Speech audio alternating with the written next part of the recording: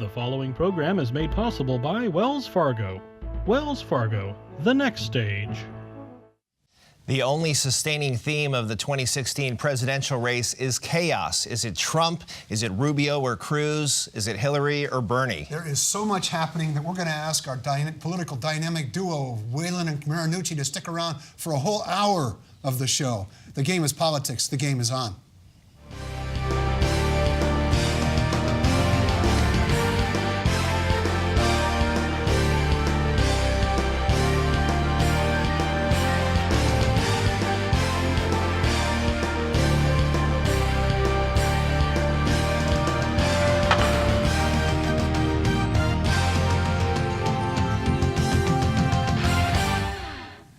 I'm Kevin Mullen. I'm Mark Simon. Welcome to the game.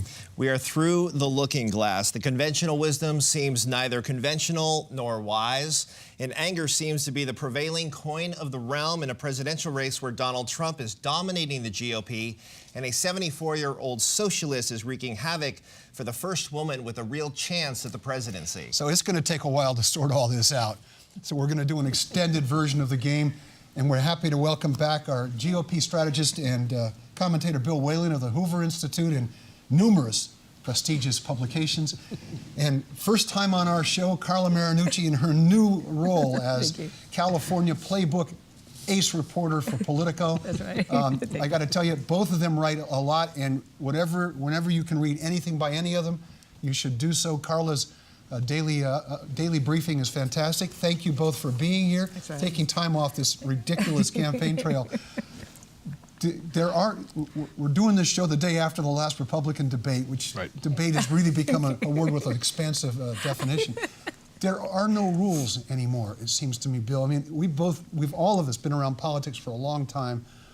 Every time you think, okay, there's some norm that we're used to that will be reestablished, it's thrown right out the window. I mean, it seems like there are no rules anymore. It's the fun thing about these presidential debates on the Republican side that you start with 15, 17 contenders. So many you need actually 2 debates in one night.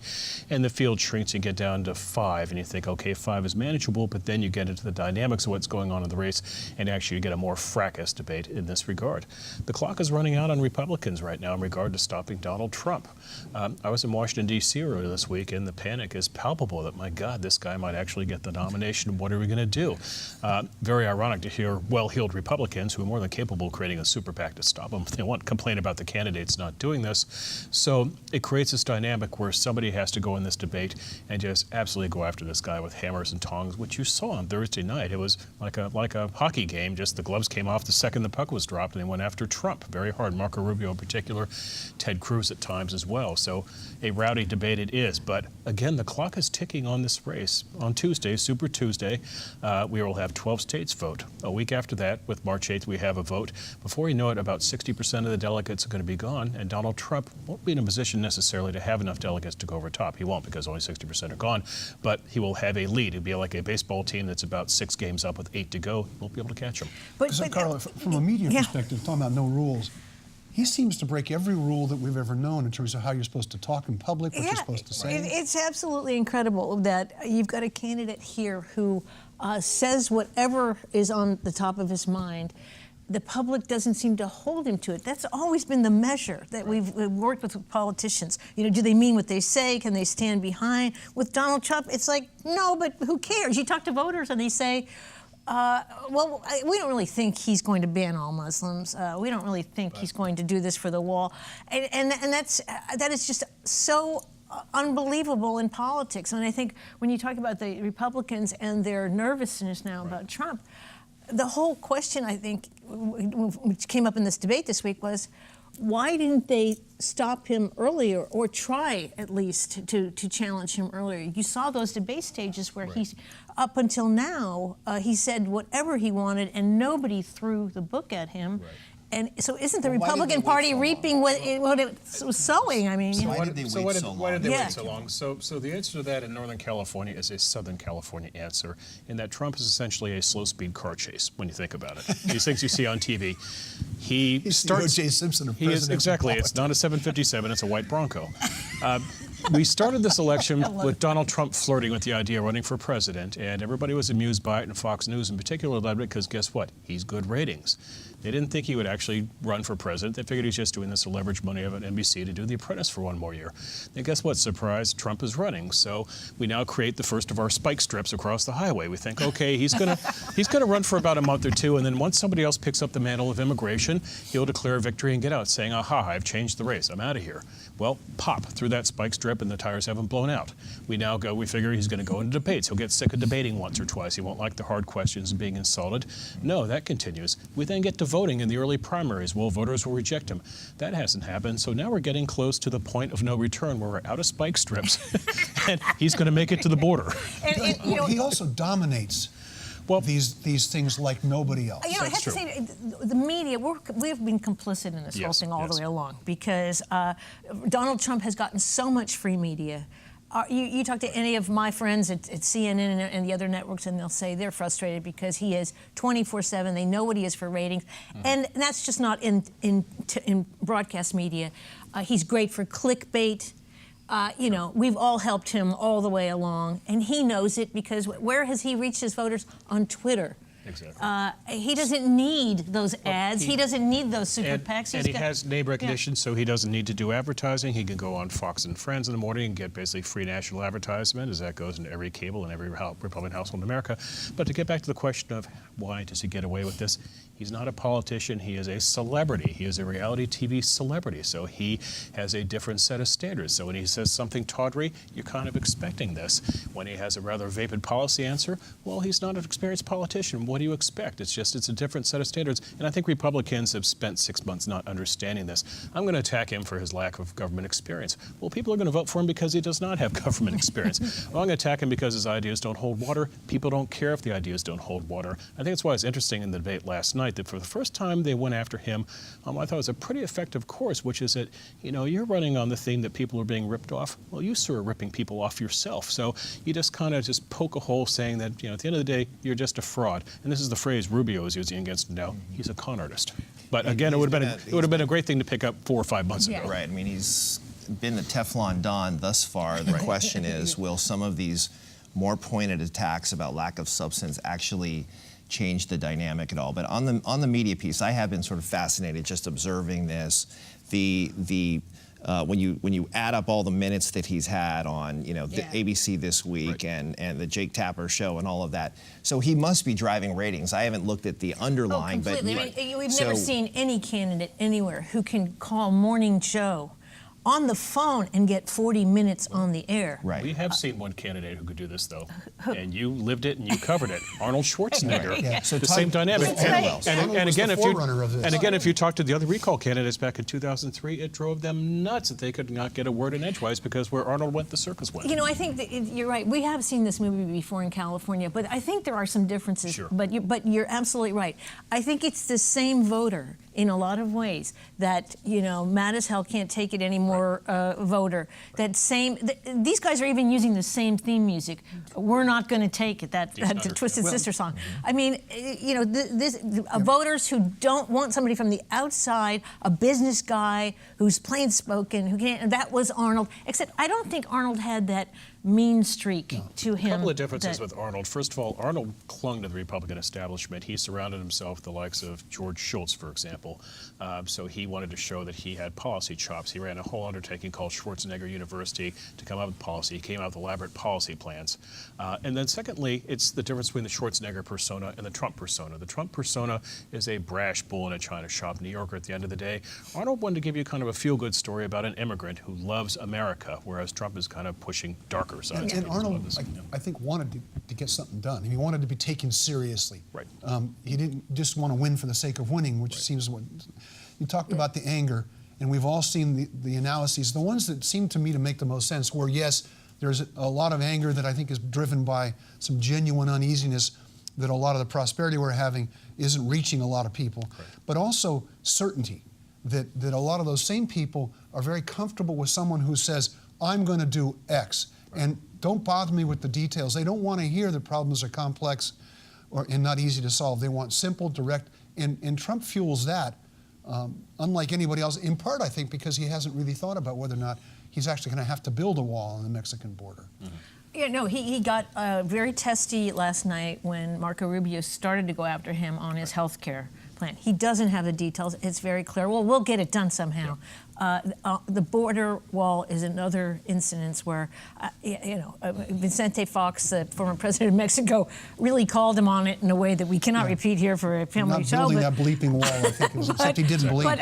But now he's saying I'm going to build it 10 feet higher. Really? You're right. And again, I go to the media. We're complicit in this. The issue here of what's what is your sense of what's abroad among the voters?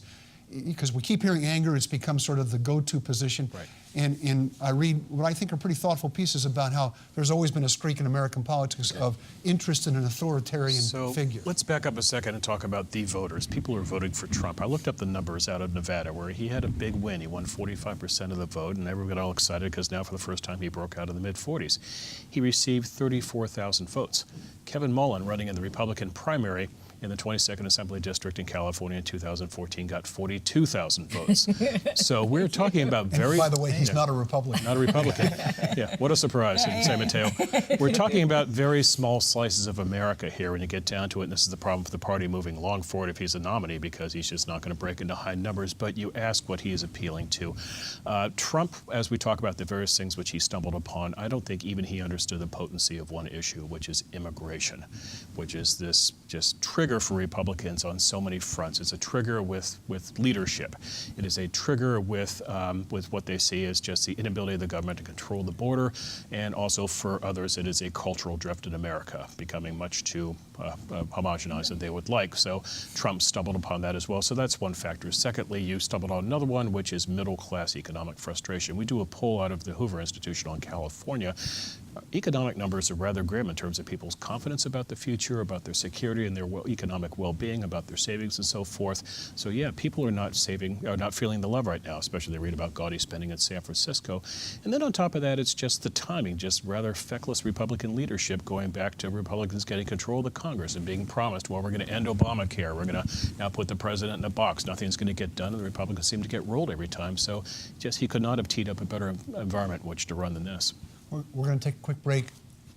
42,000 votes. We're running Kevin for president. But before we do that, we'll take a quick break and we'll be right back. Stay with us.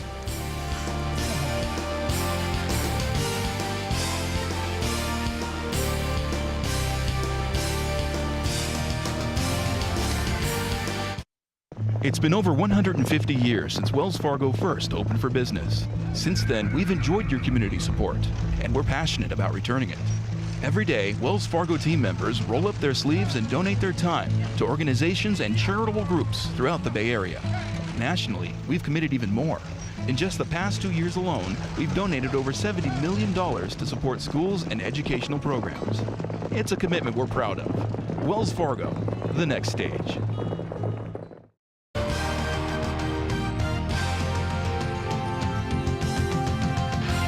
Welcome back. I'm Mark Simon. He's Kevin Mullen. He's not running for president. He adamantly said so at the break. Over here we have Bill Whalen of the Hoover Institute and various publications, and Carla Marinucci of Politico. So we were just talking about angry voters. Certain voters are looking for certainty. You're out talking to people all the time. What do you pick up? And I think this is the fascinating thing about it, is that he has managed to connect to these people in a way that the other candidates have not. And I just go back to the fact that some of these candidates are so controlled by focus groups and are so afraid of the YouTube moment that Marco Rubio is a perfect example, a great communicator in so many ways, and yet at that last debate just got completely brain freeze. Yeah. And Trump, that does not happen to him. Right. He's used to doing this, and so that's a connection with voters that we just don't see. People are just tired of feeling scripted, hearing scripted. But we do see this. You also just described the Democratic race in a nutshell, in that you have a 74-year-old, parentheses, socialist Democrat, Bernie Sanders, not even a card-carrying member of the Democratic Party, getting 47% plus of the vote against Hillary Clinton, who has not done a press conference in 80 days now, or something like that. You're so right. And when Bernie Sanders came into the Chronicle, I have to say, when I was still there, he was by himself. In fact, the other editors were like, hey, "I'll never get anywhere. You go talk to him by yourself." You know, he had nobody, no entourage, no anything. And you're right, Hillary Clinton. We never get near her. Right. Never mind, get a chance to sit down with her. But why is he doing this? Two things. Number one, he's authentic. I think he's authentically kooky, but he's authentic. But secondly, he, like Trump, has a very simple message: you are being ripped off. Now, it's a different definition of being ripped off. For Bernie, it's you're being ripped off by billionaires who game the financial markets, who buy and sell politicians. Off by people like Trump. You're being ripped by Trump. Trump, on the other hand, is saying you're being ripped off by cheap labor coming illegally across the border and crappy trade deals and feckless politicians who can't control the border. Different definitions, but it's the same rubric. You're being ripped off. So it's a lot of the blame game and where to channel anger. But Correct. they're also tapping, I think, this just general anti-establishment feeling. All institutions, from big political parties to the church to big media to corporations to banks, there's this undercurrent that, you know, the little guy is getting screwed by the system and the institution. So they're tapping, it seems like they're tapping anger just in slightly different veins, using slightly different messages as you're suggesting. But 42% of people self-identify as independents or decline to state. So the parties continue to lose voters. Well, actually, California, the Democrats are holding steady, but this California. Nationally, the move is away from sort of the big institutional parties. So there's just a lot of energy here that maybe, well, I certainly underestimated. I think lots of people underestimated. Yeah, and I think when you talk about, you know, how that goes into messaging to these voters, this is where Trump has also been really brilliant, because we all know what his message is: make America great again. I mean, and I think you could go out there and 90% of the people on the street would be able to tell you that. I heard Hillary Clinton this morning on Morning Joe. They asked her what her message is, and it was some four-paragraph long. It's an ongoing, I can't even remember what she said. It's an ongoing version of an evolving software, basically. It's like, what is the bumper sticker, people? He gets that, and that sticks with the voters. item you had in your thing from Dee Dee Myers saying she doesn't, you know, it's all about her, it's not about everybody else, which was Bill Clinton's great strength, was that when he talked about other people, you know, you felt that it came from a sincere place. Let's talk, before we move on to the Democrats completely, let's talk a little bit about Marco Rubio and Ted Cruz. Okay. And I guess the underlying question they have to face first: can they stop him? We're just a few days away from Super Tuesday. Bill, if he sweeps Tuesday, if Trump wins in Texas, is that it? Is it done? No, numerically it's not done. March 1st states are proportional. Winners take most states, as they're called. So he will win maybe 300 of the 592 delegates, but numerically he's still far off from 1237. But you have just two very embarrassing talking points that Cruz and Rubio are looking at. You cannot win your home state. How can you move forward? So for Cruz, it happens on March the 1st. Texas is the biggest state that votes on Super Tuesday. The intriguing question here: Ted Cruz has one consistency in his career. He always does what's in the best interest of Ted Cruz.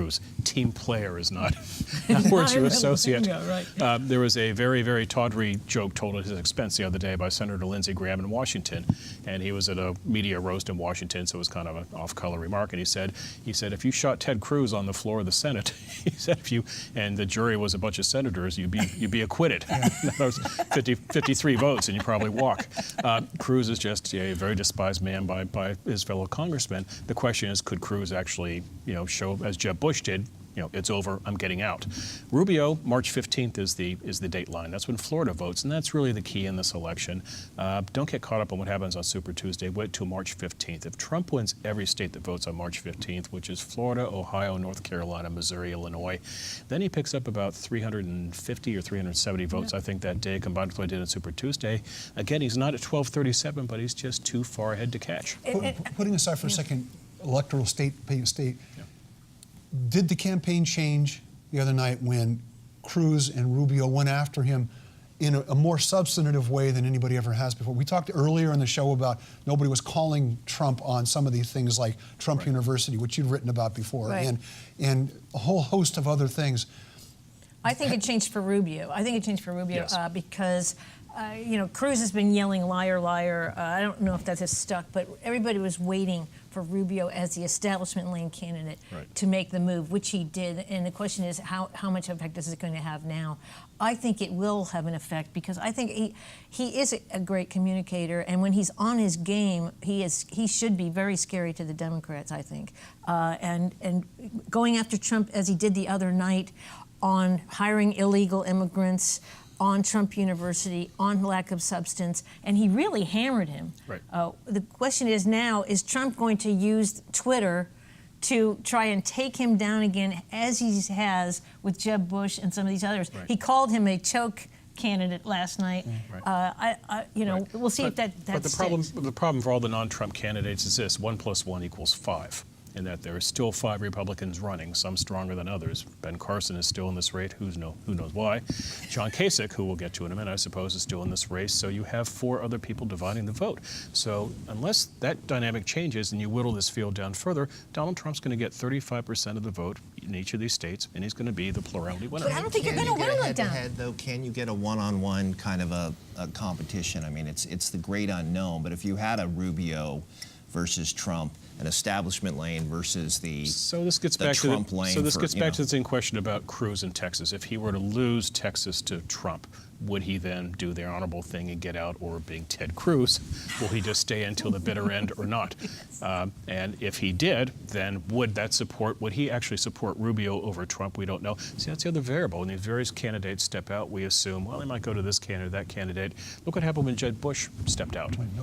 Well, some people went to Rubio, some people went to John Kasich. They kind of split around. So that's been the problem here along. Whereas Hillary has the benefit, the luxury of running against one person and one person alone, you're trying to, in theory, you should be easier to take down Donald Trump because you're tag teaming and ganging up on him. But no, you're actually watering down the vote against him. Democrats have super delegates, too, which the Republicans don't have. Is that right? That is correct. So what the Democrats have is the Democrats, 15% of the Democratic primary votes, 712 of them are allotted to so-called superdelegates. People like yourself, established office holders, party insiders, and so forth, and they are truly Hillary's firewall, if we must use that overused phrase, because she will get 80% of those superdelegates at least, which means that she only has to get 45% of the committed delegates. Now, interestingly, for all the burning complaints about how this is an inside job against him, probably the biggest inside job was this. Back in 2010 at the Democratic National Committee meeting, there was a movement to make the superdelegates binding to the state outcomes instead of being free agents, because right now you can support Hillary, you can switch to Bernie, you can go back, whatever you want to do until the convention. So the movement was to bind them. That was shot down because they wanted to have this firewall in case some crazy person ran for office and God forbid he got the most votes. So they kept that in place. The compromise was they reduced the superdelegates from 20% to 15%, but it would be a very different Republican race right now if 15% of that vote were tied up in superdelegates. I just want to go back to the Republican race, though, and whether we are going to end up with a one-on-one race. I don't see this being, reduced in the near future.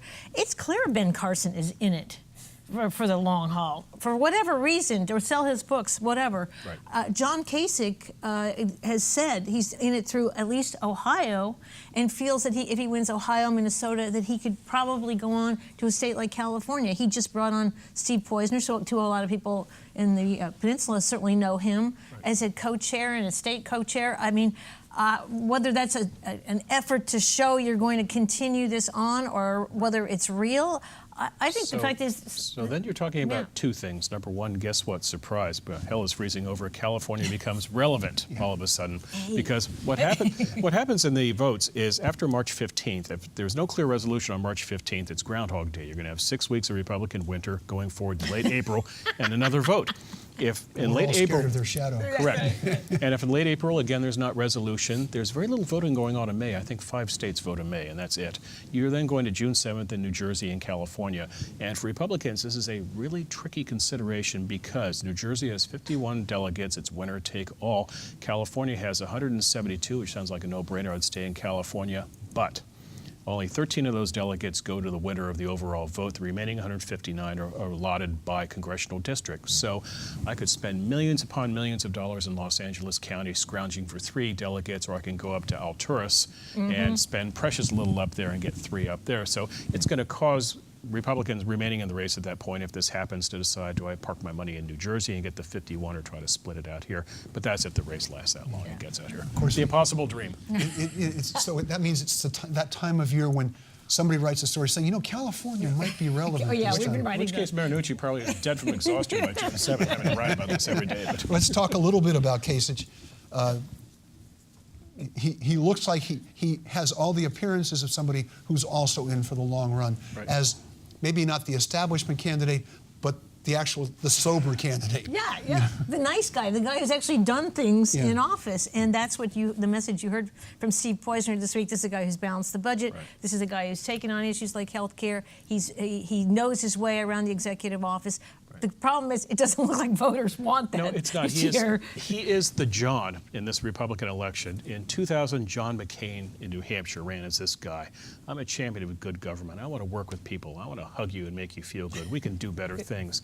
In 2008, John McCain went back to New Hampshire, and he was that guy again. In 2012, John Huntsman, the former governor of Utah, was that guy in New Hampshire. In 2016, John Kasich, whose advisor is John Weaver, who did this for John McCain, did the same thing. Huntsman, so there is a pattern here of this works very well in New Hampshire. It ain't a pattern to success, though, in the big picture, and that's a challenge for Kasich moving forward. And somebody other than somebody named John ought to give it a try. I'd change my name to Jack, I think, or something like that. But so your sense, do any of them get out, or is it? I mean, is it we always like to talk about California might be relevant, and there might actually be a convention where I think if you can't win your home state, this is the Al Gore lesson from 2000, if you can't win your home state, I think you've got to call it a day.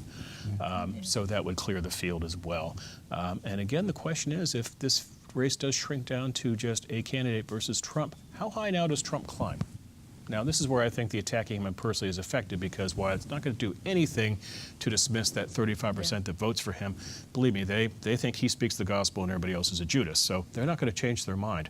But the question is, if you really kind of do start chipping away at his character that way, the persuadables out there, keep in mind there are three groups in politics. There are people who believe in you, the true believers, those who will never believe in you, and then that slice of the pie which is persuadable. The persuadables are going to find him less tantalizing if they just don't like what they're hearing. And that's the point Rubio was making last weekend or so, which is the number of people voting for somebody else is vastly larger than the number of people voting for him. But it gets back to, if they stay in the race, then it doesn't matter. Speaking of staying, you stay around and we'll be right back. We're going to take a break.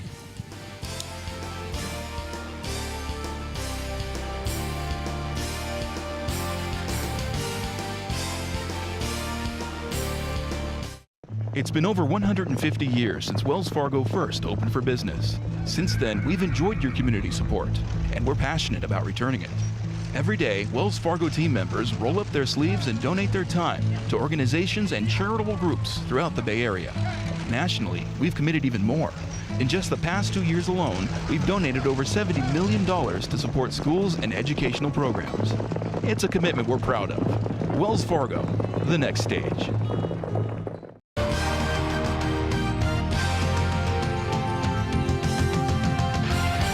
To the game. I'm Mark Simon. He's Kevin Mullen, and over here we have Bill Whalen from the Hoover Institute, and points to the right, and Carla Marinucci of Politico.com, and we're talking about the presidential election, because what else is there to talk about? We talked a lot about the Republicans. Let's talk a little bit about the Democrats.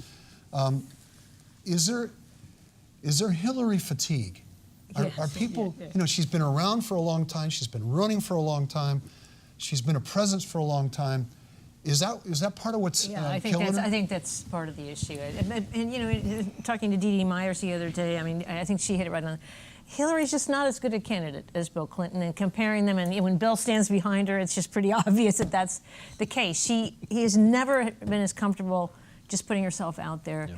And to me, I think the intriguing question in this whole campaign has been the younger women. Why are they not connecting with the woman who is most likely to become the first woman president in their life? In my own office, the young women are feeling the burn, and I'm sort of talking about it's time to break that glass ceiling finally. And but Gloria Steinem told us Gloria Steinem told us she doesn't want to meet guys. So it's, Well, the interesting thing is that you've met her in person, so have I. I suspect you have as well. She's immensely charming. In sort of a smaller setting. Yes, in small settings. It doesn't come across at all. Well, they won't let us cover her in small settings. That's part of the problem. Unfortunately, Mark, they said the same thing about Nixon. Yeah, Well, I have no idea. I have no way of measuring that. But no, but people would always say is, you don't see the real person. When you get that person in private, you see a completely different person. Yeah, I think the Hillary fatigue is an issue, but it's also sort of a trust issue. I mean, there's been so many headlines about the emails and you know, scandals going back 20 years that she's had to deal with, justly or not, that I think a lot of voters just have an image of her. And I think these younger women, you're right, don't like to be told by people like Gloria Steinem and Madeleine Albright. It's a different generation. It's a different generation. And let's face it, Madeleine Albright has been giving that line about there's a special place in hell for women who don't support other women as kind of a sister thing for a generation. Yeah. But that did not play with millennial women. It seemed... Well, because they didn't have the same issues that Gloria Steinem and Madeleine Albright dealt with. Carla and I were joking about this the other day, swapping emails on this. They trotted out Anna Wintour the other day to encourage people to vote. Editor of Vogue, yes. Editor of Vogue and The Devil Wears Prada. And what I was saying was, what woman under 30 really knows who the hell Anna Wintour is, or knows who Meryl Streep is, who played her in the movie? It's just, they need to look younger. But Hillary is a multifaceted challenge in this regard, beginning with the fact that she will be the oldest first-time Democratic nominee in the party's history, 68 going on 69. Democrats like youth and vigor. They want somebody in their 40s or 50s who's more aspirational, represents more of the turning the page. She's a Republican in this regard. We're the ones who like people in their 60s and 70s who But the good news for her is that the person running against her is older than she we'll get to that in a minute. But although ironically he's doing better with younger voters. That's problem number one. Problem number two is, having been in this really bruising game for 25 years, she is in an unfortunate position in that she is a punchline in this regard. You go on late night TV and a comedian is about to tell a joke about Hillary Clinton and you know where it's going. It's going to end up with the B word in some respect. That's that she's just not a very nice person. This is kind of grained in. But then the third problem, and I think you saw this with Mitt Romney, you saw this with John McCain, Bob Dole back in 1996 when he ran. Here she is running the last campaign of her life at a pretty advanced stage in her political career, and they're not really sure how to present her to the American people. By this point, you should kind of know who you are and what you stand for. And when you keep adapting that and tinkering with it, it sends out just a real bad signal of uncertainty. Isn't there something called the Roush rule, where if you've been in public life in high office or well-known nationally for, I think it's like 14 years or something, it's almost like there's a sell-by date or something there. Right. And historically, it actually holds fairly true. Of course, on the other side, you may have Trump, who's been a national figure himself, but not in the political context, more in the celebrity entertainment context. So there's something to that kind of sell-by date. It's interesting. You mentioned very early in this broadcast about the governors all running on the Republican side. 8 of them. Kasich would be 9 if he drops out of the race. If you look at those various governors, there was only one in this field, Scott Walker, who I'd argue was kind of at the right point to run. He'd just been reelected in 2014, so he'd make the pivot and run like George W. Bush then.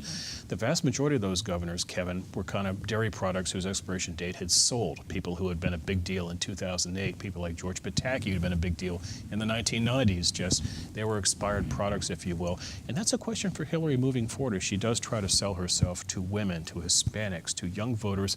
Is she still au courant? You know, she is indeed a breakthrough candidate. This, breaking the glass ceiling not once but twice is a huge deal. But is she seen as kind of this exciting figure doing it or not? I liken it to this way. It's a Jackie Robinson situation for the Democrats, but she's more Barry Bonds than she is Jackie Robinson. But I also think what she has going for her is demographics, in the sense of what was the Obama coalition? African Americans, women, Latinos. African Americans are overwhelmingly for Hillary Clinton, and they're turning out in these caucuses in big numbers to vote for her. Women, when you have a Republican Party that has been on the attack on Planned Parenthood, which is an organization that has served 1 in 4 American women, I've heard many women say, that is a line in the sand for me. I will not vote for somebody who tries to defund Planned Parenthood. And then Latinos, every day that Donald Trump is in this race and talking about building that wall 10 feet higher, that's more Latinos that are going into the mindset of, this is what the Republican Party is about. It's not just what Donald Trump is about. We talk about the Schwarzenegger parallels. What about the Pete Wilson parallels and Prop 187 and what we saw in California, and a realignment affecting the California Republican Party just with the Latino vote? I mean, correct me if I'm wrong, Bill, and Carla, the Republican candidate will need to get X% of the Latino vote. And I think it's a fairly significant portion. I want to say 30-something. 30%, correct. And those numbers are not there, and I don't think they're going to be there. So, I mean, just on the Latino vote alone, if you look at that electoral map, Hillary, and I'm assuming she's going to be the nominee, is going to be in a good position just on what you're suggesting, just the demographic breakdown. Keep an eye on Super Tuesday and see what the turnout is in these Democratic states, especially the ones in the South with heavy African-American turnouts, because what you've seen in the 3 votes so far is Democratic turnout has been down sharply in each of these primary states. For all the talk about feel the burn, the reality is there was about a 40,000 drop-off vote from 2008 to 2016 in Iowa. New Hampshire was a drop-off. Nevada was a drop-off, too. So there's not a buzz except on the progressive side, so can Hillary get them excited as well? Yeah, the problem for the Republicans, if they cannot bump the Latino vote, is simply this. If you do the same Mitt Romney Latino number in 2016 as you did in 2012, you need 2/3 of the white vote to get elected president. And I think that's not going to happen. If it's Donald Trump, you're going to watch that sleeping giant wake up. You've already seen Univision is out there with a voter registration drive to register 3 million new voters. I've had voters. I had a young Latino man. Are they issuing them IDs too? Yeah, yeah. I had a Latino young man tell me that he remembers his first memory was his parents putting on a Deport Pete Wilson button on him back when he was a little kid, and he said, "Dump Trump" is the button that he's put on his daughter. That's going to be the first thing that his daughter remembers as a Latino, and I think that is a real problem for the Republican Party going forward. Let's talk a little bit about the women's vote real quickly, because we have a generation, or an older generation, who has waited their lifetime to have a woman elected to the White House. Right. And so it's understandable that they might feel betrayed by a younger generation for whom they fought, who doesn't have to worry about the same things. But there's also a question about the quote-unquote women's vote. We had Mary Hughes on this show not too long ago. She spends a lot of time working on getting women to run for office, identifying women. And she says it's a mistake to think that women vote in a block the way that the African-American community would, right, for example, or any other immigrant group that will automatically vote for somebody because it's their first chance for one of their people to get somewhere. Right. So how does this play out? I agree with Mary, but I think on this issue of the reproductive rights and watching what's happening in states like Texas and other states where Republicans have really shrunk the number of abortion clinics and other and clinics that serve women contraceptive needs, that this is an issue that younger women are going to pay attention to. And the other thing on this is, I get a sense from talking to Democratic voters that even the ones with Bernie, that if it's Hillary, they're not going to stay out of the race. They're still going to vote. They're going to go with her if she's the flirtation. Yeah, but I don't get that sense on the Republican side. Maybe I'm wrong. That if it's Trump, don't you think a lot of Republican voters sit home? Yeah. Look, I talk to rather establishment, well-heeled Republicans, and I kind of hear the same thing. I can't vote for the guy, I'll write in a name. But I think for Republicans with the women's vote, you have to, again, not say that women vote on what issue, which is going to be Planned Parenthood or abortion and the Supreme Court nominee. There are striations. There are women for whom reproductive rights are important.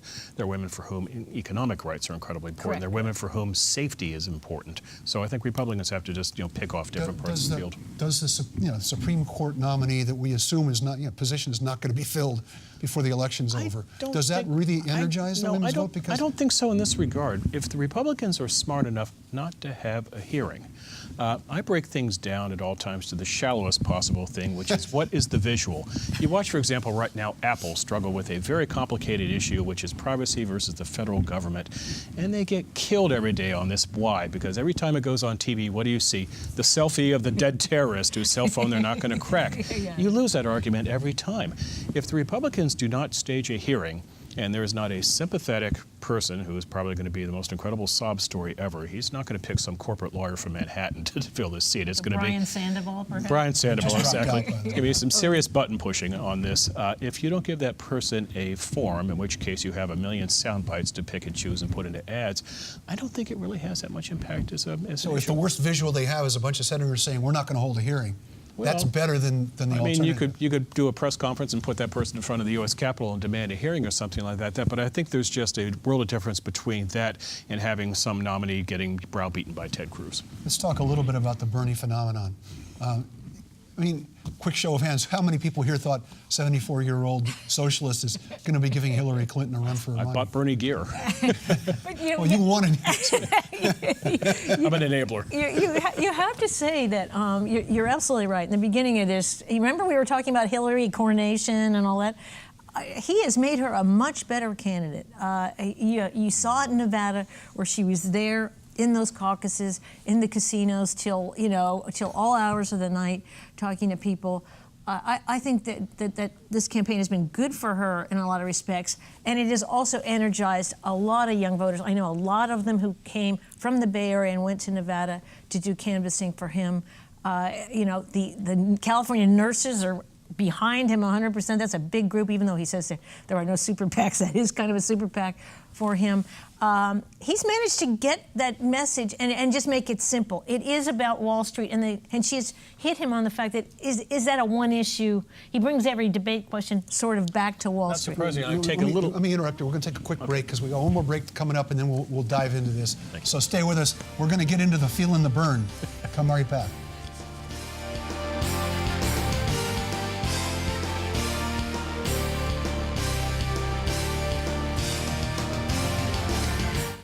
It's been over 150 years since Wells Fargo first opened for business. Since then, we've enjoyed your community support, and we're passionate about returning it. Every day, Wells Fargo team members roll up their sleeves and donate their time to organizations and charitable groups throughout the Bay Area. Nationally, we've committed even more. In just the past 2 years alone, we've donated over $70 million to support schools and educational programs. It's a commitment we're proud of. Wells Fargo, the next stage.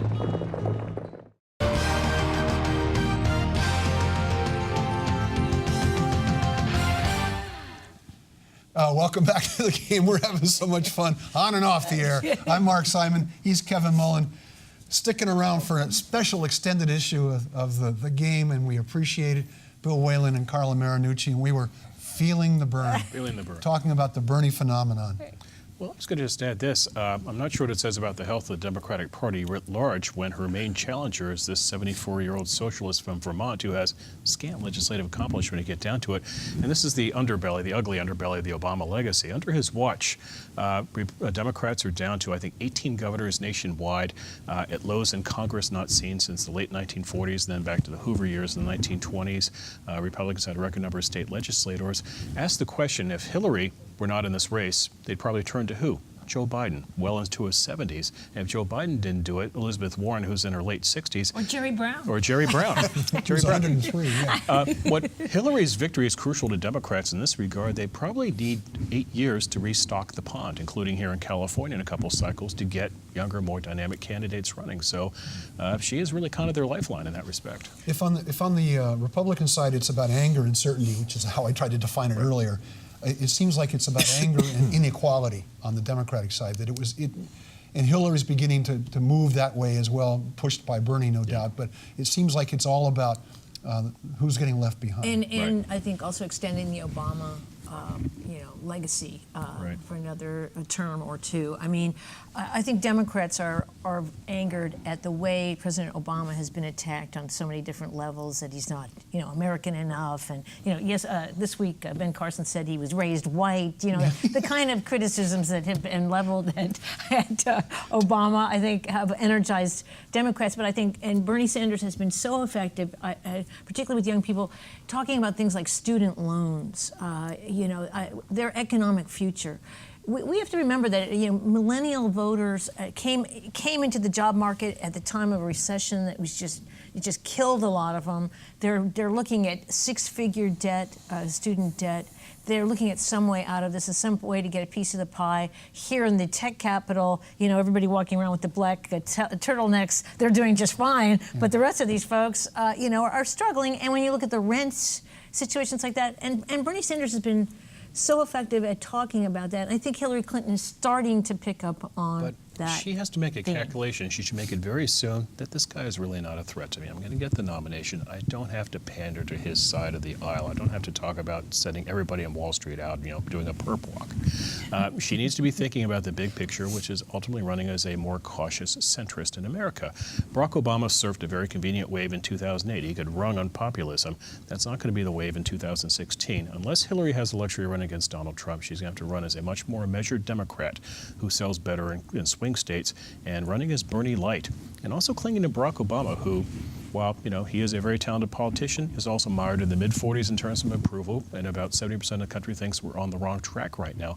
I wouldn't necessarily hitch my wagon to that star. Well, she is pivoting already some of her messaging, right. It sounds like, to Trump. I mean, I think she, after Nevada, she sees that path as there, especially with the superdelegate process there. I guess I'm curious, just as Bernie continues to accrue delegates and they go to the convention in Philadelphia, I believe it is. Yes. Does Sanders simply fold in, or does that convention somehow fracture? Well, can he stop her? No, she'll win on the first ballot. He'll get a speech. It'll be a typical goofy speech. But Bernie can get away with this because Bernie can speak for an hour about the most unrealistic things in the world. He wants to spend $18 trillion, which is, oh, by the way, the same size as the current national debt. So it's not practical, but he'll get away with it because he is this kind of seen as ultimately harmless, goofy, older man speaking. So they'll give him an hour of his time and he'll be gone. Plain and simple. The question would be for the Republicans in this talk about an open convention. I think people kind of misconstrue this in this regard. They think, well, we'll have a vote on June 7th. There's no winner declared out of all this. They'll go to Cleveland and settle it. No. You're going to have 6 weeks between California and Cleveland if this scenario happens to figure this out. You're not going to go into Cleveland the week of the convention. One simple reason being this. Okay. You've been to national conventions. Right. The delegates that go to national conventions, this is the most exciting thing in their life. Like people who go to the Super Bowl or Vegas, they're not going to want to leave after 4 days. They'll keep it hung for 2 weeks if they can just to stay at the convention. So the party will settle ahead of time. So I cannot foresee the Democrats having a fractious convention. Yeah, I can't either. And I'm not sure the Republicans would either, but the question would be if Trump does not get the nomination, what do you do? I worked on the 1992 Bush quail campaign, not a talking point, by the way, not a bragging point. And we had to figure at all times what to do with Pat Buchanan. And we finally kind of gave in and said, we'll give him prime time to talk. And he gave an awful, fire-breathing, scary speech. If you're a Republican, conventions, as we know, are scripted. They're controlled. And I give Kevin Mullen a speech, and you're going to read this speech in the teleprompter and do it on time because we're on schedule. What are the odds of Donald Trump taking a speech written by somebody else, vetted by the Republican National Committee and told... Oh, I love this. And being said, look at the teleprompter and read it, dummy. Ain't going to happen. It's going to be Trump unplugged. Kind of like Clint Eastwood. Perhaps to your point, though, I can remember the same thing with Jesse Jackson. They had to give him a primetime slot. I can remember getting the advanced text, and it was like a hunt. It's like, oh, here's one of the lines on page 8 that he just said on page 2. He was all over the place. He was doing all the things he did. I don't think it added up to very much, though, when all was said and done. Well, the other possibility may be, as Trump has said, I'm going forward no matter what happens. If he doesn't get the Republican nomination, does he go forward as an independent? Or does Bloomberg come into this thing? I'm glad you mentioned that because we should close out by this. What if you somehow got it's like pulling a lever on a slot machine and it's getting lemons at all times. What if you got a race of Trump and Bernie Sanders?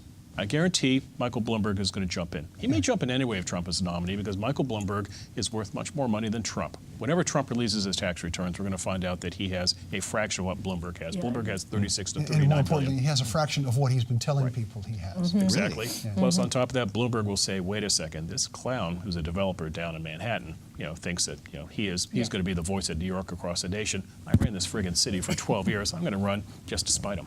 Yeah. And with the topsy-turvy nature of the VP choices, I can't wait to look at that calculus. Right. Any initial thoughts on if it's a Hillary and a Trump, anybody in the current field on the Republican side? I look at Kasich and I see a vice presidential candidate. Let's be clear. I do not. I do not think John Kasich is a good vice presidential candidate for 2 reasons. Number one, he can't really be controlled. He is kind of manic in terms of his energy. He's not going to be a guy who's going to go out and do what I want him to do every day. I'm sorry, but not going to take orders. Aviv is ultimately kind of a manageable puppet, if you will.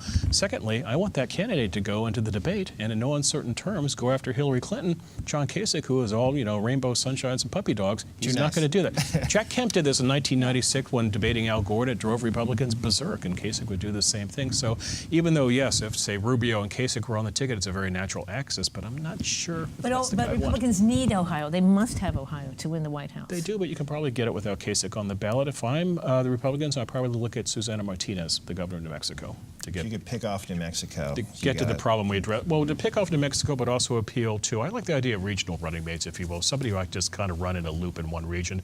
And a region Republicans need to look at is the near west, which is Colorado, Nevada, and New Mexico. And on the Democratic side, are you? Be my guest. I don't know. People have talked about Joaquin Castro, the Secretary of Housing and Urban Development. He's also extremely talented communicator, young though. Right. There's been some talk about Javier Becerra. Well, it gets to Bill's point earlier, which is there'll be a number of names. It'll have to be a new name because there isn't much bench. There isn't a lot of depth.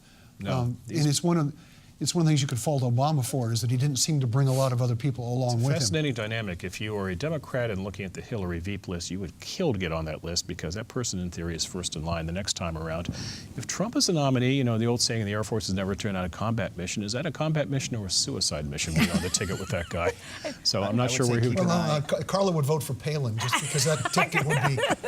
I'll leave you with Tim Kaine on the Democratic side, governor of Virginia, purple state. We need Virginia in the Democratic column. And he is young enough that he could potentially be a successor. He's a DNC, former DNC chair guy too.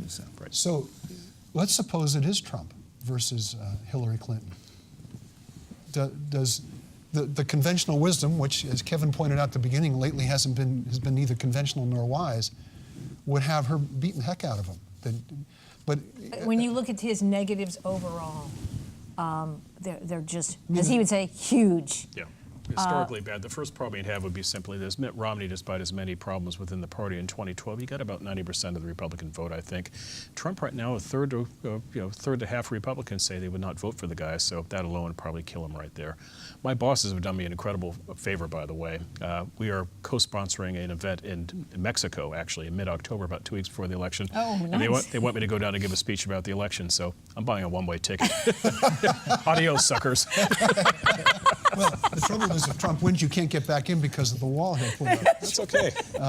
So you think it's a debacle for the Republicans. And then the question is, the GOP establishment, which we keep hearing is not happy about Trump, is there one left when all this is done? The problem with this is you have to look beyond just the Trump as a nominee. I mean, you put Trump on the ticket, and you're going to lose the Senate, but you're probably going to lose the Senate regardless. If Hillary wins, she's going to bring the Senate in with her. It's just the nature of the beast. She'll carry states where Republican senators lose. The bigger picture problem for the Republicans would be this. What you see right now is the Republican field is split into various chapters. There is the Trump angry movement right now. There's the Ted Cruz social conservative side. There is Rubio, who started as a Tea Party guy, but is now kind of becoming more of a big tent guy. Ben Carson tapping into Tea Party, other people. The Libertarian section, which doesn't have a candidate right now. Yeah. This election is doing nothing about bringing this group together into one viable operating function moving forward. So what you could have, I'm afraid, is if Trump is your nominee, he gets wiped out by Hillary, and in 2020, Republicans are back at square one, having again another dozen candidates, all in these various different lanes. But do you think he does any damage to the, I hate this expression, the GOP brand? I mean, Kevin alluded earlier to the declining numbers for both parties, but because we're in California, there's a unique prism, which is the bigger problem is he does damage to the American brand.